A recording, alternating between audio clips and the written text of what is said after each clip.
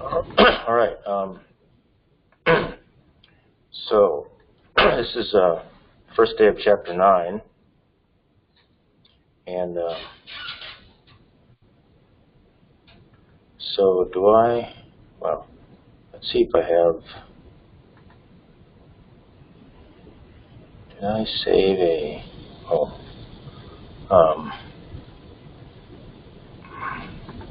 Well, let's see. Let me go to resources, and I think I do have chapter 9 here.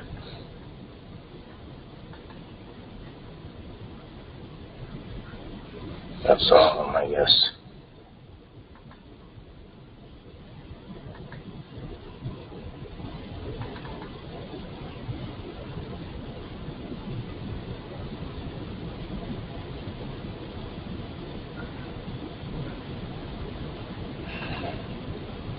So chapter 9, well, this chapter is, I guess this is wrong. This numbering is wrong. That's the problem. No, this is not really an untitled. Yeah, okay, well, okay, so if you look at chapter 9 deals with normal forms. And so I think this is the most important part of this class, because it really does, it goes to the heart of what the skill and craft of database design is. Well, there's the design of the tables. There's making sure that the tables are designed in a way where anomalies just cannot occur. And so there's no redundancy at all whatsoever. And when you have that, then your database is in as high a normal form as it can be in. And most of the time, for most databases, that would be what's called BOYCE cod normal form, and that's where there's no functional dependencies, where all the functional dependencies are such that that there can never be, or that there would never be any place where there would be redundancy, where you have a particular fact in more than one place. And then beyond that, there's other kinds of things that can happen, like some databases or data exhibits what are called multi-valued dependencies, and then you have to start looking at like fourth and fifth normal form. And we might touch, I think I'm going to touch on that a little bit in the last day of this chapter, because I find it kind of interesting. But right now, the main focus is to understand, is to be able to look at a table and to say, oh, that's not in BCNF, or that's not in 3NF. And so we have to split it up and put it in a table in more than one table that are in BCNF form, and then we do some sort of join to get the original data back again. So there's first normal, second normal, third normal, and BCNF. And so those are the real important ones that that this book talks about. The other normal forms, fourth and fifth, you have to go to the second textbook in this series, which I happen to have. I didn't bring it, but anyway, relations, just by their definition, are normalized, and anything that's just normalized is in first normal form. And that means that well, the definition here is a rel var is in first normal form if and only if every relation that can ever be assigned to R is in 1NF. So any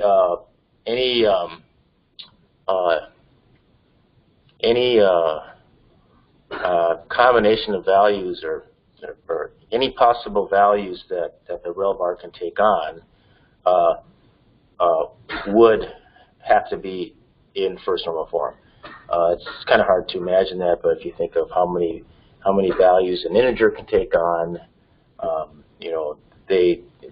integer value, of all the values that an integer can take on, it cannot take on a value that has a decimal point, for example. So if a relation that can never be assigned to R is such that the tuple of that each tuple of R contains exactly one value, and every attribute position has a value and nothing else. Okay, so I think one of the early quizzes, like the Chapter 1 quiz, I had a question on it where you're supposed to identify all the reasons why this particular relation is not in first normal form, and things like duplicate attribute names or missing attribute name, or two tuples in the relation that are the same, and that kind of stuff. So this just sort of formally defines first normal form as saying that all the attributes have to have different names. There's got to be something in everyone, and there can't be duplicate tuples, and that's about it. But we can define higher normal forms, second, third, and BCNF, for example, such that if a rel bar is in one of those higher normal forms, then it possesses certain desirable properties that a rel bar that's in a lower normal form does not have. So we have first, and a higher normal form implies a lower normal form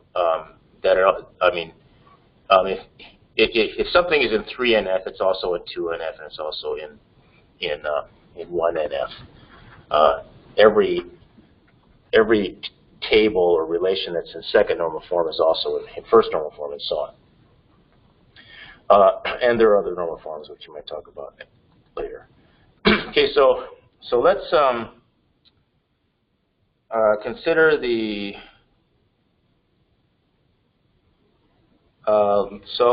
consider a rel bar that looks like this, and it's taken from the attributes that we have that we're using in our particular table that we have right now, and let's say it's this. So it's got the it has so this looks similar to the SP table.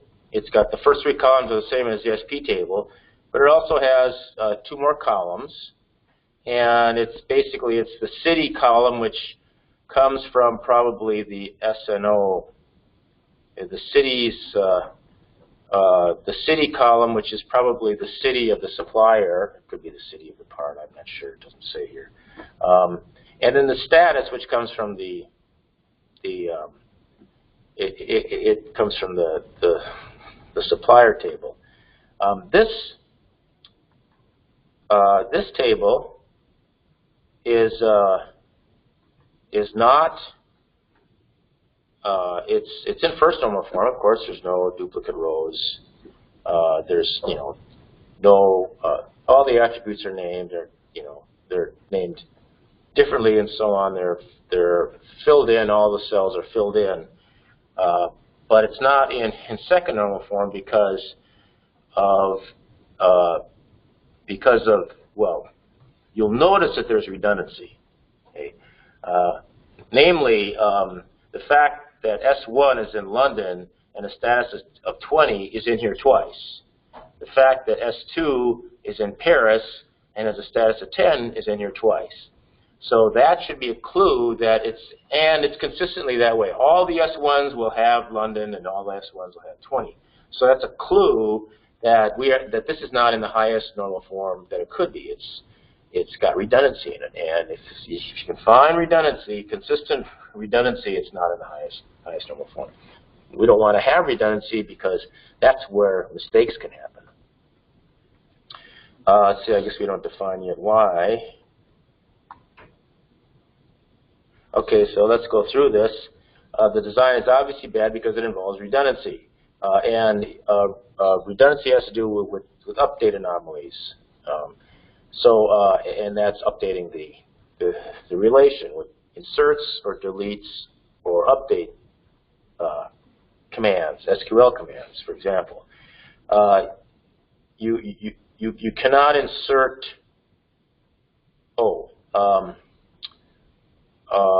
You can also the fact that you can't insert the fact that a city of S5 is in Athens until S5 supplies a part. Well, that's true. That's an anomaly where the table, there's no table that can really hold, there's no relation that can hold information just about a supplier. Okay. A delete anomaly is if we delete one tuple for a supplier. If there's only one S3 supplier and we delete that tuple that's got the S3 supplier, we lose that information. The update anomaly is we may update a supplier's city, but we do it in one record and not another. So then there's inconsistency there. And if we actually design the table like that, there's no way that the structure of the table itself can prohibit it from happening.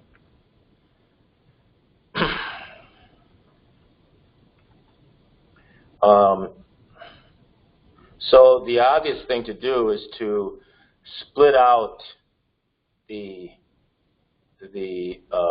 attributes that depend on just the part of the primary key that it depends on. So that's what a functional dependency is. Let's see, this is just, here we finally talk about second normal form. This concept of a functional dependency where one attribute depends on another attribute, or said the other way, one attribute determines another attribute. So we have that here, where we have these SNO and PNO. Those are sort of key values. They sort of define the existence of a tuple. We're going to put something in this relation having to do with SNO and PNO together. Okay, so that's like the key. This quantity attribute depends both on SNO and PNO. You got to have both of them to be able to tell you what the quantity is. If you just have the SNO, you don't know which quantity you're talking about. Okay, you got to have the PNO too. Now the city, that does not depend on the key. That doesn't depend on SNO and PNO. It only depends on SNO. Okay, so it's part of the key, not all of the key.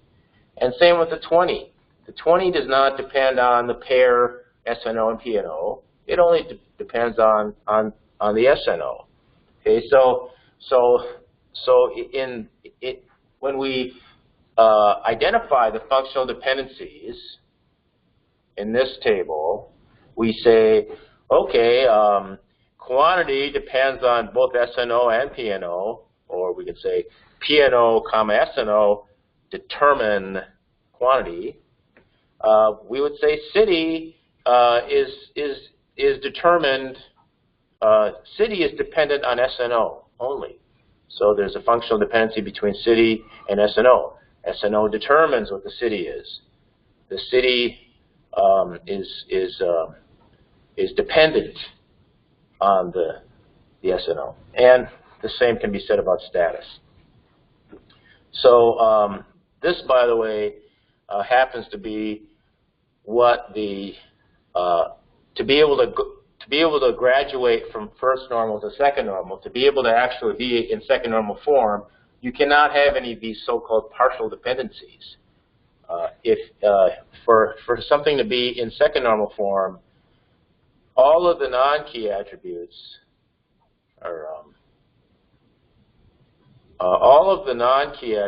have to depend wholly on the key, on the primary key, not just part of the primary key.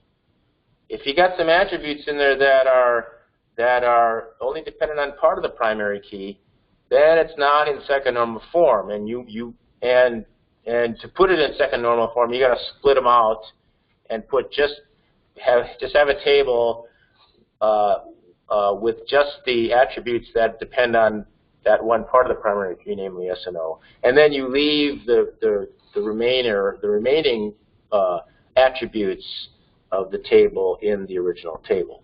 So in this case, you would have split this into one table which has SNO, PNO, QTY, which has these three, and then you have another table that's got this one and this one, and this one. So that's what we see obviously here.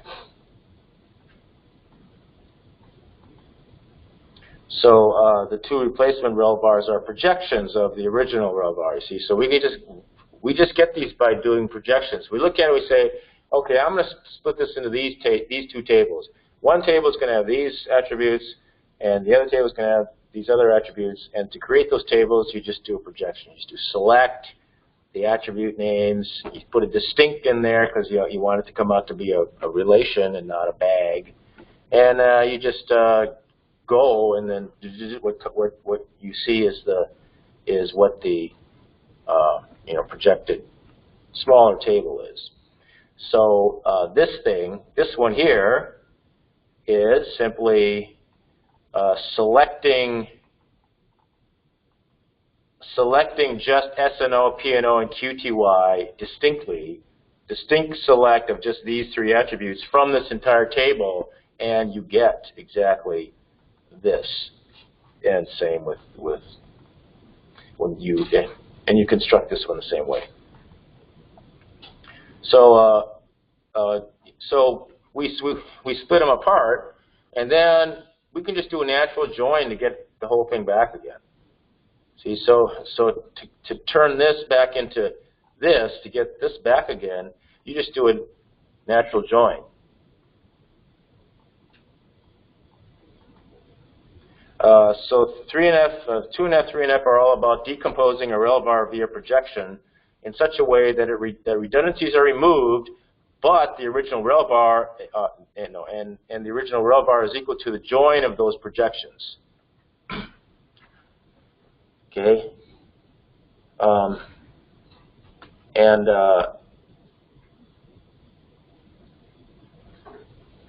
Further normalization equals non-loss decomposition. It means that that you can decompose it into higher normal form tables, but you can reconstruct the whole thing back without losing anything, without losing any information. That's not always true. It's not always good to go all the way to BCNF. Okay, so and we'll see an example of that. There's these things called join dependencies where you have these tables that are all reduced down and no redundancy and everything, so you avoid all those anomalies. But you got to join. You have to join them all back together again to get a valid relation, because and the only way you can do it is if you join the tables. The only way you can see is if you join the tables. So anyway, there's a business rule that we've sort of we haven't said specifically, but that needs to be enforced, and that is for a given supplier, there's just one city. So a supplier only has one city. It has exactly one city, and so that is the thing that makes that's the result of the city being dependent on the supplier. So this is how you write it. Let X and Y be subsets of heading rel bar R, then the functional dependency FD is X determines R. Okay, so let X be subsets of the heading of rel bar. Okay, let's make some. So we have X and Y, and X determines Y. So here we have, this is X, and this is Y. X determines Y. Now, X also does determine city, and X, this does determine all these, but it turns out that additionally, just this is what determines this, and this city, and this is redundant. I mean, this is redundant. It doesn't need it. It doesn't add anything to it. So, and this is another way to show it, where you have the set you just described. You put in the set of, and here we have, there's a functional dependency where SNO determines the city. So X determines R if R holds in R, if and only if, whenever the two tuples R of R agree on X, they also agree on Y. So if you have two tuples and they both have the same, exactly the same X, then they got to have the same Y. That's all that says. And so here we have the functional dependency. SNO actually determines city and status. So these are sets of attributes.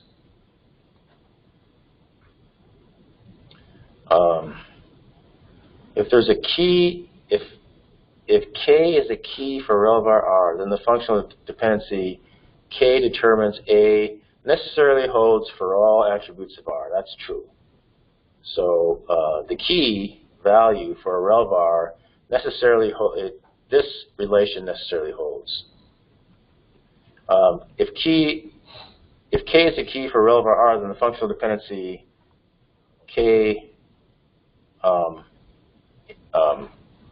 determines X necessarily holds for all subsets of X of the heading R. Yeah, that makes sense.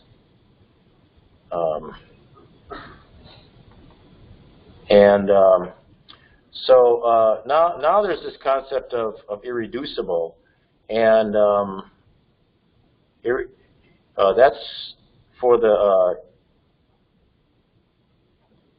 it's this concept which is kind of what is this. It's the concept of can it be reduced, which if it can, then it means that there's a higher normal form which can satisfy the contents of the relation. So if X determines Y, then X prime determines Y prime holds for all proper supersets of X prime of X and all proper subsets of Y prime of Y. Well, that's all that's saying is that, I mean, you understand why X determines Y prime, because X determines all, because if X is a determinant of everything in Y, then it's also a determinant of each attribute in Y, which would be a subset of Y prime. And X prime saying that X prime is a superset just means that it can be reduced. It means that the key is within X prime, but there could be some other attributes in there that are not necessary to actually determine Y or Y prime. Anyway, so because SNO determines city and status, and SNO, then it necessarily holds that SNO comma PNO determines city. So this determines this, and so this is a superset. In other words, it's got SNO in there plus something else, PNO, and that necessarily determines a subset of this. Yeah, that makes complete sense. They're telling us stuff we already know. So if this holds, but this doesn't hold for any proper subset, then it's irreducible. Okay, so if this is true, but this is not true, in other words, this is X prime.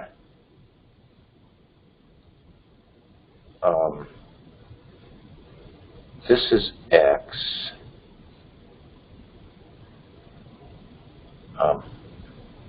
Well, anyway,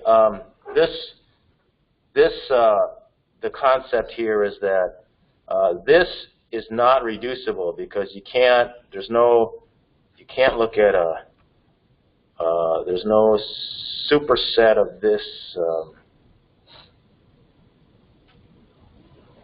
Well, there's no subset of this that determines quantity. This is reducible because there is a subset of this that determines city. this is all leading to second normal form. A rel var R is in second normal form if and only if for every key K of R and every non-key attribute A of R, K determining A is irreducible. So in other words, you can't if you have a key and it consists of more than one attribute. See, if it's only one attribute in the key, you don't have a question because your key cannot be reduced anyway. It's already a single attribute. So you never have some attribute that's not a key attribute that is determined on a subset of the key, because there's not really any subsets of the key. There's no proper subsets of the key. When you have a key that's that consists of two attributes, like SP does, SP, the key for SP is both combine SNO and PNO. Okay, so there can be subsets of that key. Proper subsets that are not empty of that key. So if you look at a table and you want to know if it's in second normal form or not, first of all, you look to see if the key is a combined key, if it's a composite. If it's not a composite, then you already know it's in second normal form, because there can't be a case where a subset of the key determines an attribute in the whole key, and you don't need the whole key. See,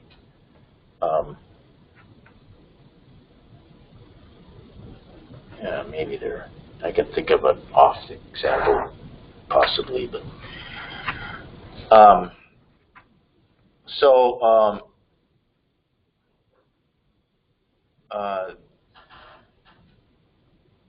this in functional dependencies, this and this, is in the one that we've been looking at. This determines this, and this also determines this. Why? Because this determines this. But it's reducible because this one is reducible. So that means it's not in second normal form. It has to be that they're both it has to be irreducible. That you cannot reduce it, and then it's in second normal form. So if a rel var R is not in second normal form, the principles of further normalization say to decompose it into projections that are. That's what we did in the SPCT example. This Heath's theorem is. I mean, we're using Heath's theorem, and it's kind of intellectually interesting if you sit and focus on this for 20 minutes and sort of understand what they're saying. And you're looking at these sets, and it's basically taking something that you have a feeling you already understand, and being able to see that it can be described using these sets and subsets and in that kind of thing.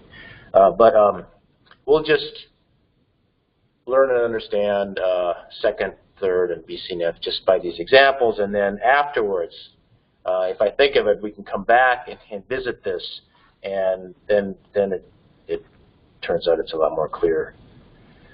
So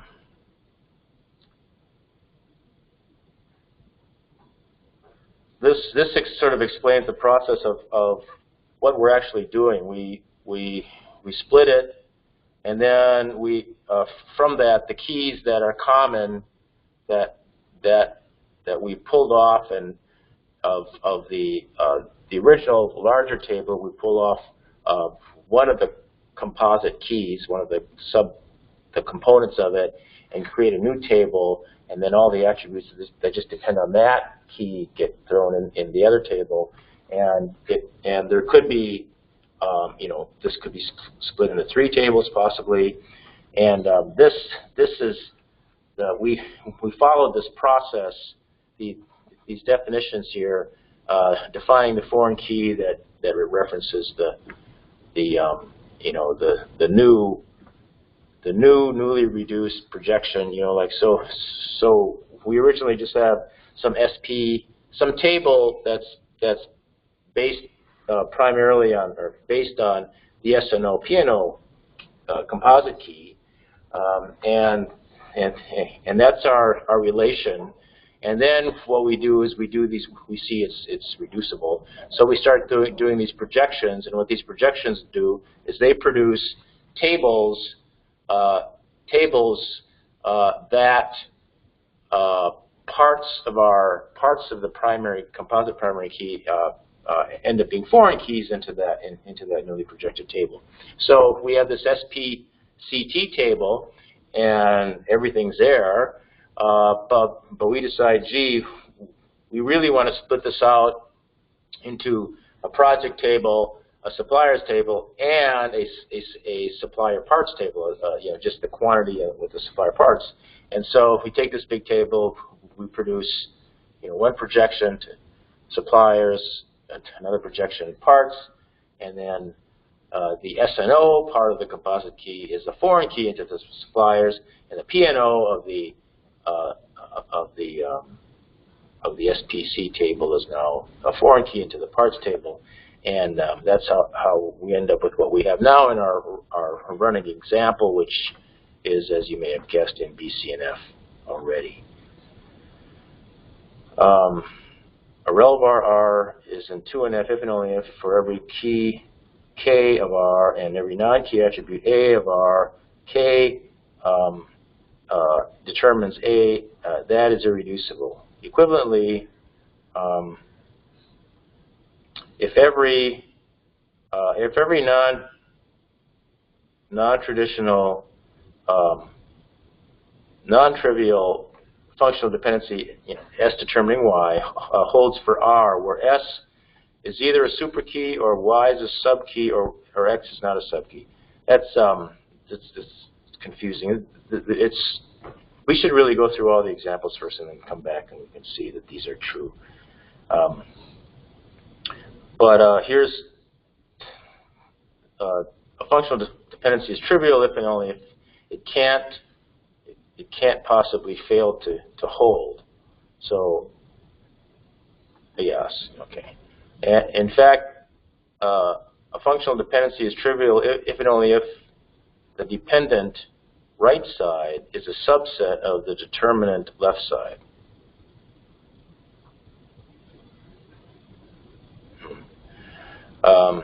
Superkeys.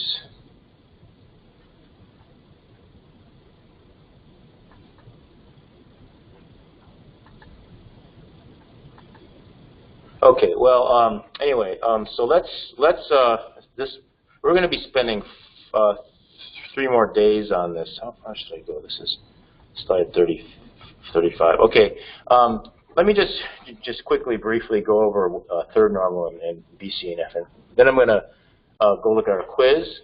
So make sure we understand the quiz. It's kind of a new quiz. I just rewrote it. It's a new quiz, and then assignment, the assignment too, also. And you have to know what all these concepts are to be able to do the assignments. And these concepts are not very hard. I may just explain them to you now, and then you'll understand them and you'll get it. Or you might not quite get it, and we have 3 more days to go over it. And at the end, maybe some of these explanations earlier will make more sense to you. It took me a couple of semesters teaching this class before I started really seeing the value of those, the theorems that he describes here. All right, so we know that for something to be in second normal form, you cannot have these partial dependencies. where you have some attributes that only depend on part of the primary key and not all the primary key. So from that, we can also think to know that if a table, if the primary key of a table is only a single attribute, then we can never have a partial dependency because there's no parts. There's no part. You can't split the primary key up into more than one and only have some attributes depend on part of it. Okay, so that's the second normal. It has to do with non-key attributes being determined by only part of the primary key. So you still have primary key determining non-key attribute. You're still talking about that, but you're talking about partial dependencies. Okay, for third normal, you are only looking at the non-key attributes. Okay, so you have the key over there, and we aren't looking at those. We're only looking at the non-key attributes. Now, if there are any dependencies, determinants between non-key attributes, then it can't be in third normal form. Okay, you have to split those out. You have to do projections, split those out, and to take care of the non-key, functional dependencies between non-key attributes. Okay, that's third normal, and then BOYCE COD is you cannot have any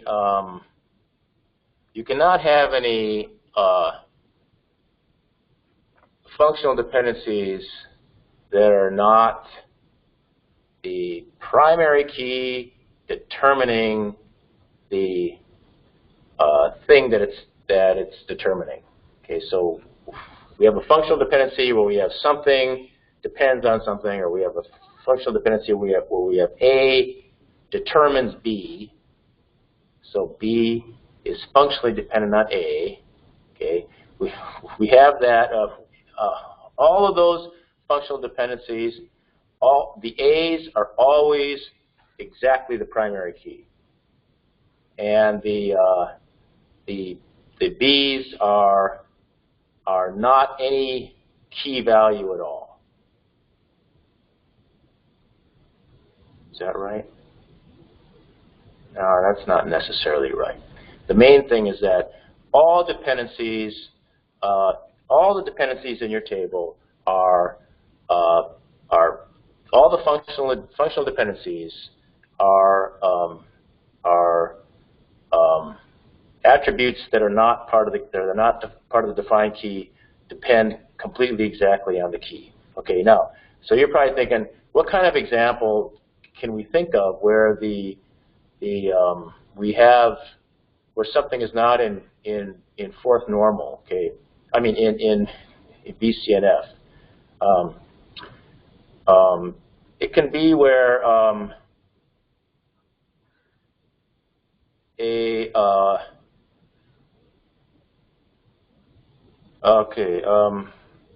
let's say you have a table where you have let's say it's a table I get out of my UH for the class, and in that table, the first column is your UHID, your 8-digit UHID, and then somewhere else in there, there's a column of your email address. Okay, so that table, for that table to be in BCNF, you cannot have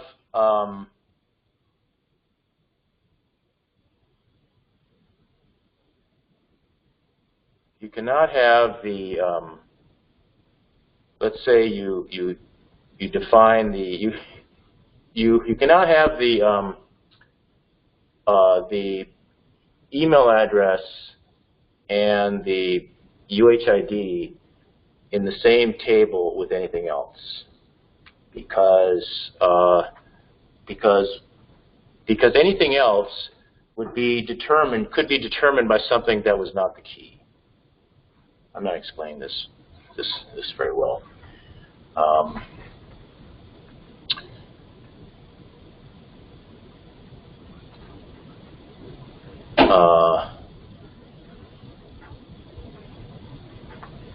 You know, the examples examples which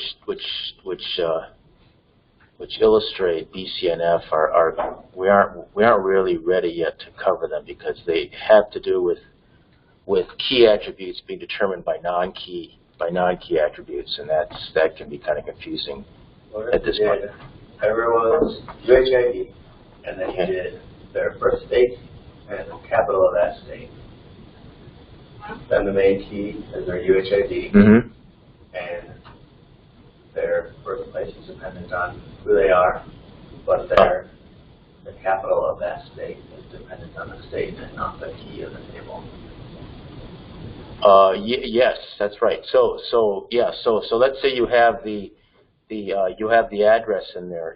You have the student. Yeah, someplace you'd have the address of the student, which would have the state in there, and then yes, the capital would be dependent on the state and not the. But that's not in third normal because for it to be third, because we have state and capital not being part of the key at all, and we have a dependency between those two. And so those are not. It's something in third but not in fourth. It involves the key. It involves key attributes.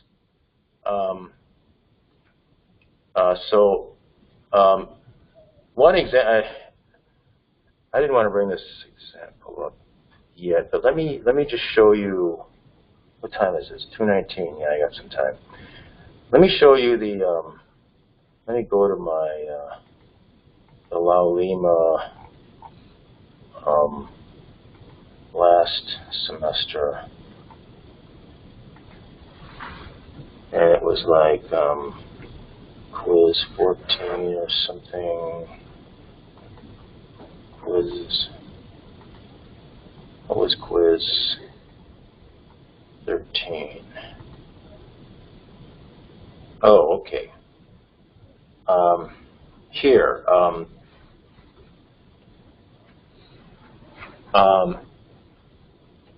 In this scenario, I'll just briefly tell you what this, and we'll be looking at this problem later. I think I'm going to use the same problem. I might use a different problem, but the idea here is that there's an organization on campus, or there's an organization. This is all fictitious, but we're identifying the favorite restaurants, the favorite best restaurants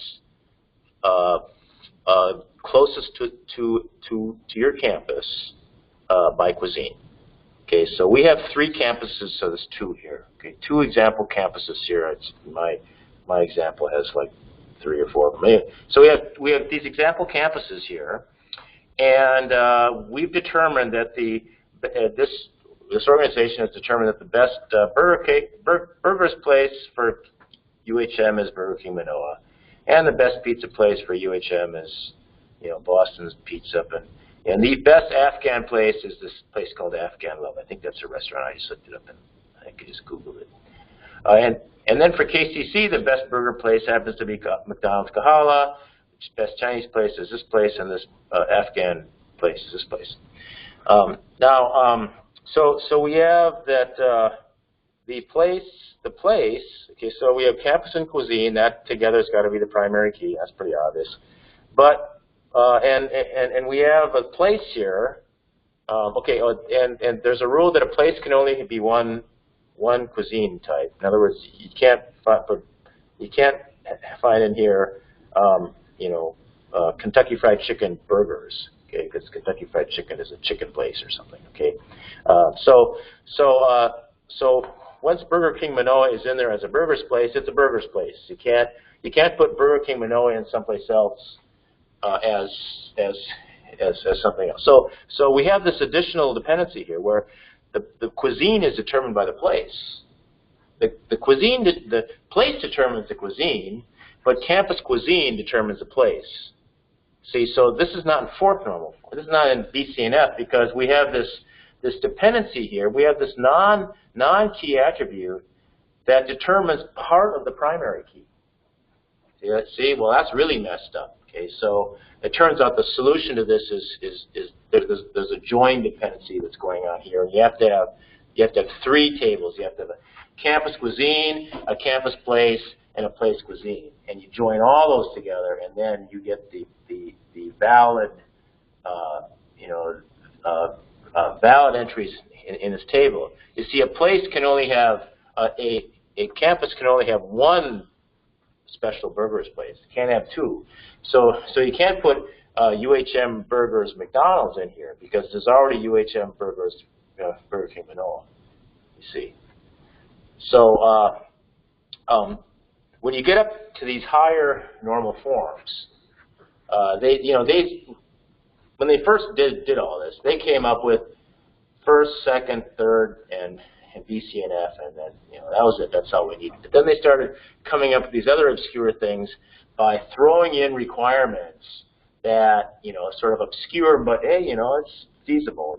So you have a database problem like this, and this is what your requirements are, and we could throw in a bunch of triggers and store procedures and stuff to make sure the database keeps its integrity.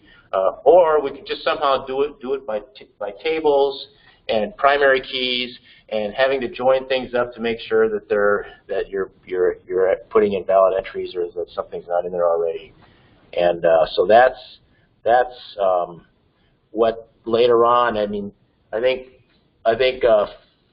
the concept of a multi-value dependency and a 5th normal form didn't come along until like 1979 or something, which was like 10 years after COD and DATE. These guys did all this stuff, I think.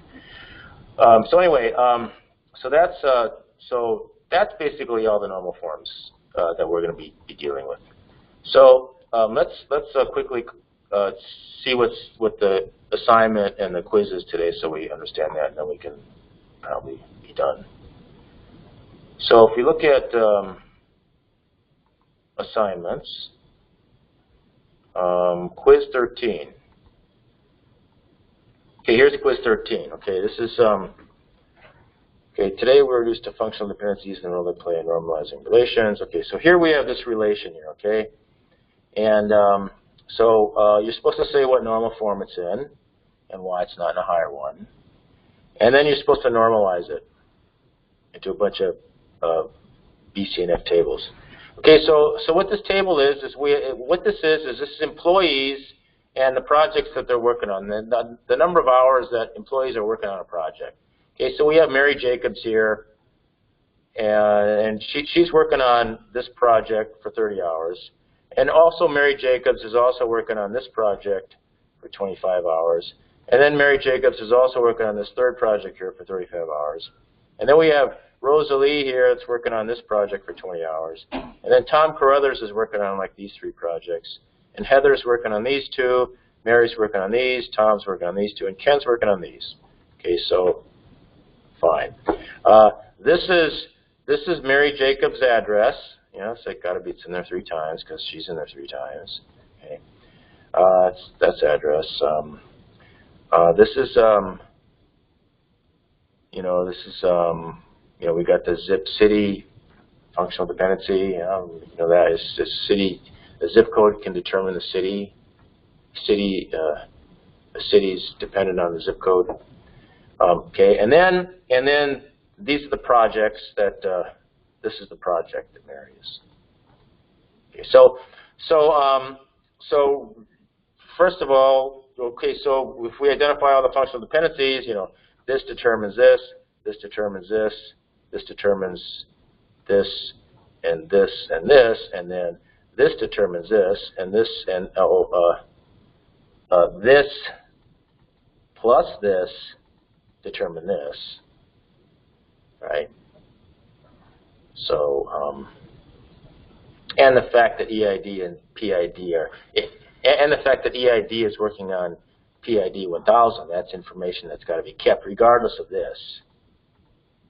Okay, let's say we're just matching up employees to projects, and we don't have this last column. We still need the fact that Mary is matched up with this one, and Mary's also matched up with this one and this one. Okay, so you need to just do projections and figure out. So this reduces down to some number of tables. Okay, so that's right. And okay, so that's this quiz. And then the assignment that I finally finished, it's kind of close to the quiz almost, is so you've done this first part here already. So it's this one. Create a database named assignment 1. Okay, here. Anyway, you start with this table. Start with this table. And in this scenario, it's this company. It's the same company. It's called WPC. I don't remember what WPC stands for. I took this out of a database textbook a long time ago. And so it looks like this. We got and what this scenario is, it's by department. Okay, so we got these departments. Started this new company called WPC, and we have these departments. Okay, and we started hiring some people, and so we have the accounting department's got Tom and Heather, and administration's got Rosalie and Mary, and finance has got this other Mary, and and so on. Okay. And they have names, and they have phone numbers, and they have email addresses. And these departments also have a budget. The department has a budget. So you notice the budget here is all this accounting department. And then the administration's got this budget here. Okay. And this is the office of the department. You can see that all of these are the same as this. Well, you can see that they're the same as the budget. Okay, so that's our department and our employees and the budget and so on. Now, the reason we have more than one entry for this is because we also decided we got to keep track of the projects that they're working on. Okay, so this is kind of a bogus example, but this is how new database projects spawn. It's like they've been doing it this way, and it didn't always be this way, but it starts to get complicated, and they have information that they want to keep in it. So, for example, here we've got 3 employees here that are in this department, these departments, and they're not working on anything. So there's blanks over here, but we need to keep track that we have employees in these departments, so they're in the spreadsheet. Okay, and then we have these projects that people are working on. We even have a department here that's got no employees and no projects. So, but we want to know that we have a sales department. It's got a budget, it's got an office, and all we have is our spreadsheet here, and so we got to put that in there someplace. So it turns out that. So I constructed this by taking a database that's a complete database. So all the data is here. All the data for this particular database is here. It's not like if I were to it's all here because I've got I've got the employees that aren't working on any projects, and I've got the departments that don't have the employees. Also, I changed the name. See, this is the same department as the departments defined over here, but these are the departments of the project. See, in this example, the employees are in departments, but they're also working on projects, and the projects are associated with departments also. But an employee might not be working on an employee in the finance department might be working on a project in some other department, so on. So we have, it's kind of like, it's similar to suppliers parts, and they both have a field named city, but they mean different things. I just changed the name of this column to project department, so it's not confused with this. This is the project of the employee. This is the department of the employee, and this is the department of the project. but the department information is over here. This is the department information. This plus this is the information for the accounting department. This is start time and end time for the projects. This is the total hours for the project. You know, so 1100 is always 120. This is a total number of hours allocated to the project. It's kind of bogus numbers. I don't know if they add up. But these are the employee hours, employees working on that project. So this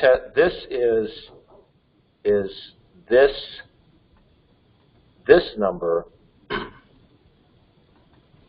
This employee hours number is determined by the PID plus the EID. The employee project works on a number of hours. The employee works on a number of hours on that project, and this employee works on a different number of hours. Same employee, a different number of hours for this other project. All right, so all you have to do for this one is import the Excel spreadsheet attached below into a table named WPC into a database called assignment 1. Okay, so you have a database called assignment_1, and then create a table in there called WPC. And you can do this by just saving this out as a tab delimited text file and uploading it. You know what I mean by that? 234. I'll show you in a minute. Let me just finish going through this. Okay, then add yourself to the info systems department, and add yourself as working 30 hours on a new project, and this is the tuple. This is the information for the project. So I want you to put this in the spreadsheet. You either put it in the spreadsheet or you put it in the table. I would put it in the spreadsheet and then import the whole spreadsheet. I would, you know. So put yourself in info systems someplace. I'm going to turn off automatic saving. So like, you know, I would go down here and put yourself insert in info systems, and it's going to be employee 13. There's a 12. Employee 13 is me, and my phone number, whatever. Put whatever phone number you want to put in there, and then put in some email address, something, whatever. Just being stupid. And then you're going to be in the info systems department, so that's the same as this data. And then I want you to add a new project, and so right over here you got to put this information for the new project. What I say here, and then I want you to add the same project to James Nestor. So you and James and Nestor are going to be working on the same project, same number of hours. Okay, so that's the table that you import in. So the only difference between tables is you got a little bit personal information there, whatever. So it's kind of bogus. I mean, if you can't figure out how to cheat this way, then boy, you just don't deserve to get any credit at all. So anyway, so do that, and then normalize it into BCNF, and then you can use insert, select projections, and just populate up the table. Or you can actually take a table and delete all the columns you don't want, and then figure out how to delete all the duplicates, and then there's however you want to do it. It's the same idea. It's however you want to do it. You can do. I would do this insert, select, distinct, so you don't have to worry about duplicate rows if you try to do it any other way. And then I'd like you to create a view to reconstruct the original table so it looks back to looking like this. We might not be able to get it exactly like this, but I will go over a lot of this stuff. I mean, I'll go over pieces of this over the next couple of days so you can see how to do it. But, you know, to get started, as I was saying, you just go do something like, you know, you log into your system. You log into something. Richard, this, cPanel.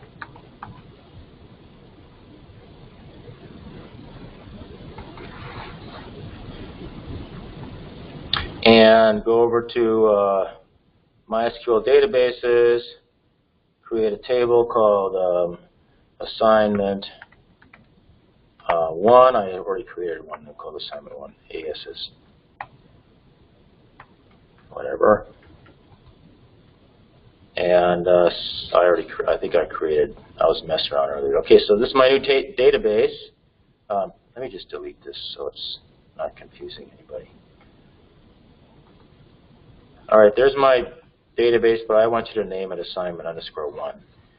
And then go back here. So my database is there. Go to phpMyAdmin and find your new database right here, this one. And you're going to import. So what are you going to import? Import this table. Let me copy it. Get the whole table like this. Well, let's imagine you don't have a text editor. Okay, let's say you don't have a text editor. Save it. Okay. Look. Okay. You can do this earlier, or you could do some trickery after you've exported. But really, you want this to be a MySQL date format. So I would go like this. Select these two columns. Go to Home, Number. Pop this down. Go to More Number Formats. Go to Custom. And type up here where it says General, get rid of the word General, and type YYYY-MM-DD, and then OK.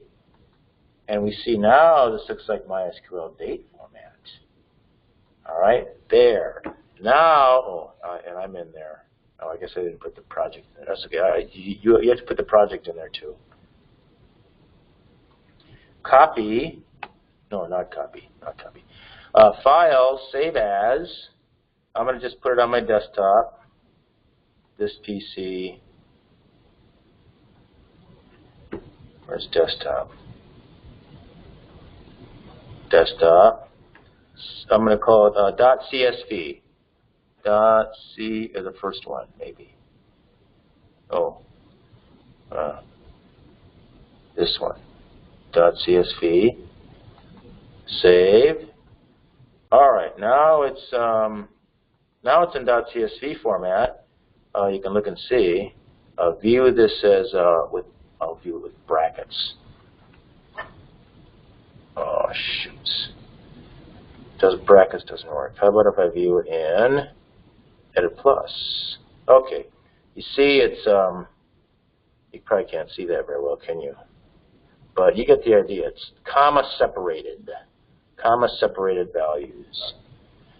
So anyway, you go over here and you do, I'm going to assign 1, and I'm going to import, choose File, go to the desktop, assignment1.csv, upload, and go down here, and the first line of the file contains the table name, column names. Make sure you click that. This should be a comma because you're doing comma separated, and do go. If you're doing tab, you just do a \T, of course. And now it's up there. It's called Table 1. Let's look at Table 1, and here it is. There it is, see? And we've got the dates looking like MySQL dates. Now, when it comes in, it's all bar charts. It just makes them all bar charts. It's got the names of the columns, though. It's because you click that checkbox. But now you should go through, and you can do it now or later. Maybe now is better, and just start changing the stuff the way it should be. The start and end date, you should be able just to change these to dates. I'm not sure. Date. You might have a problem with those blanks. All right, it was successful. Do that with the same with the end, and just do a date. Save. And what would the primary key be? Probably be EID, PID, or something. Maybe, I don't know. Primary. Anyway, so this is our table, and then you just start making projections. You know, you can maybe, well, it's 2:43. I will review some tricks and stuff to get this into. There's various ways you can accomplish this assignment, and you might as well see a bunch of different ways, and then when you're out in the real world doing this, you'll be able to do it the easiest way that you can, depending on what kind of tools you have. All right, this is Wednesday, so any questions? I will see you on Monday.